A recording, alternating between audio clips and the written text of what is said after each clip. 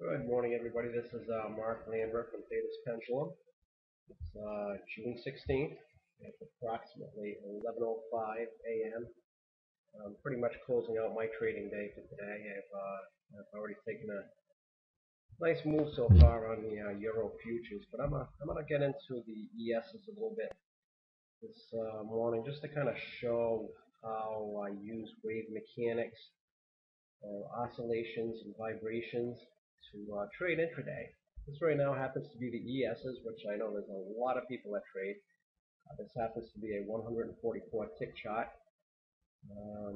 But I usually try to keep my time frame small or my tick chart small, so that way I can actually see the price vibrations within the oscillations. Pretty much this morning after I guess it was the employment report came out at around 8:30 a.m. this morning.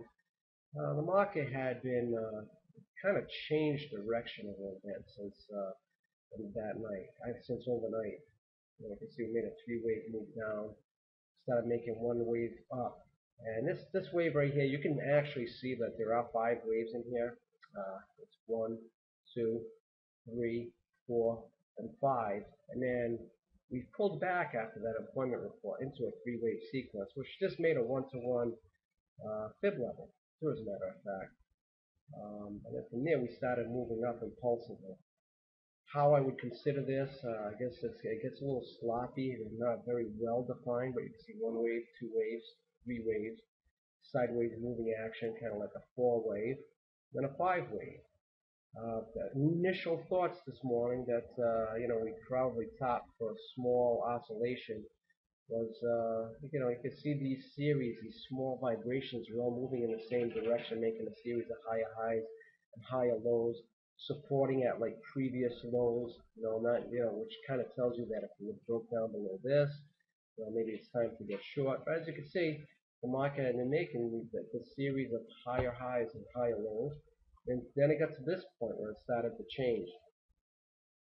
At that point in time, when you know that you've counted five bumps basically coming up from the trade below this morning, which, like I said, I can define this as 1, 2, 3, 4, and 5, you know you're in kind of like precarious territory. There should be some type of pullback.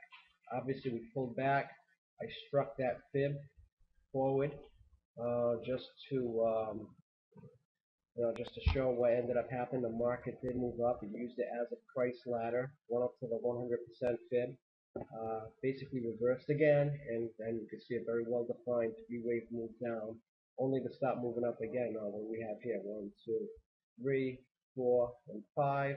But we've now reached this previous low, so that's going to signal to me another fib that I can probably increment and move forward. We are pretty much at a 61.8 fib projection right now at this point in time. So let's see what ends up happening. It does look like a three-wave move so far. We get kind of like that 1, and that 2 would be a sideways moving action. And then this right here is still a series of lower lows and lower highs. But now all of a sudden, if we can breach this previous small level right here, that would signal to me that, yeah, you're probably going to go long. Now, would I want to take the trade here? No, I would rather see it pull back some, maybe support on the 61.8, and then move back up again. But I'm done trading for the day, so I'm not going to be trading anymore. And that's just something to look at, and keep looking at these previous swings, like even this small swing right here, as offering resistance. If we break through it, that kind of starts confirming that we will keep moving higher. But either way, this is intraday, so I don't care where the S&P is going to be tomorrow. I only care where it's going right now. And that's how I intraday trade using Fibonacci projections. I use these fibs on pretty much any instrument that I trade, anything from the Russell, the NASDAQ, the Euro futures, and so on. You'll see they work very, very well. Kind of show us like areas of confluence where we may want to take our trades. Anyways, I'm going to show a little experiment that I've been doing, which this is an experiment that I've been working on a little while. On and off now for the last several weeks until somebody actually mentioned something about using half time frame charts. Basically, this is a 1 hour of the euro dollar. This is a half hour of the euro dollar. And this is a 15-minute chart of the euro dollar, all are 50% of each other. I've used a series of, this is basically a triangular moving average and a 3 by 3 displaced simple moving average.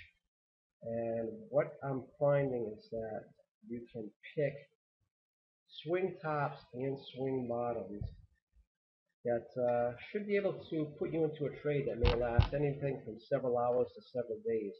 And when you have confirmation on 3 charts that the turn is moving, and that's when you start moving, that's when you start taking your more refined type of analysis to try to get in intraday.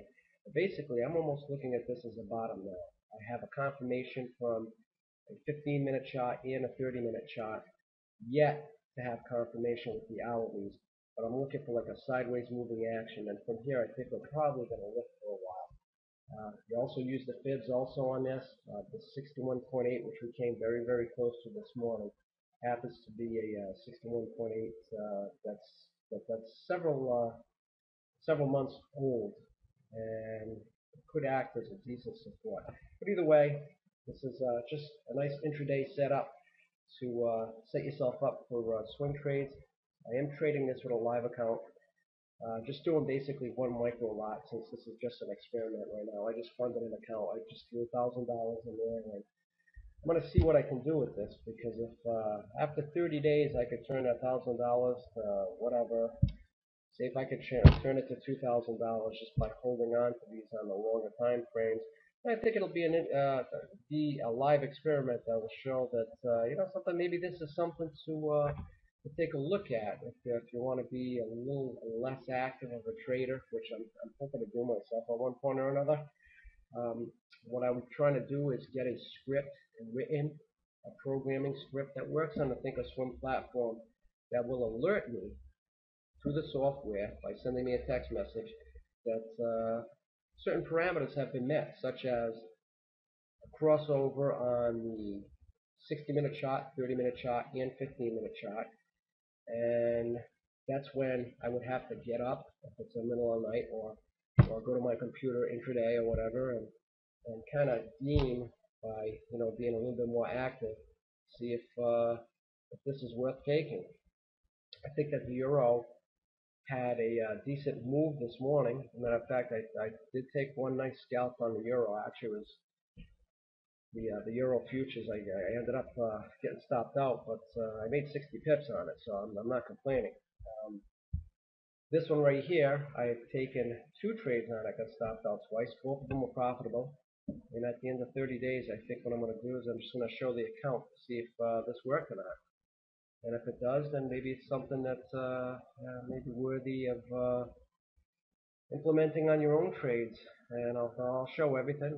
I'll give a screenshot of the account, all the trades taken. You'll see the profits and losses, where I got stopped out, when I took the trades, etc. And we'll see how this works out. Today's the first day. It's June 16th. Hopefully I'll report back on July 16th, and we'll see how I made out. All right, everybody. I say God bless. Have a great day. Good trading to everybody. And from Theta's Pendulum, Anthony Marino, and myself, we will talk to you soon.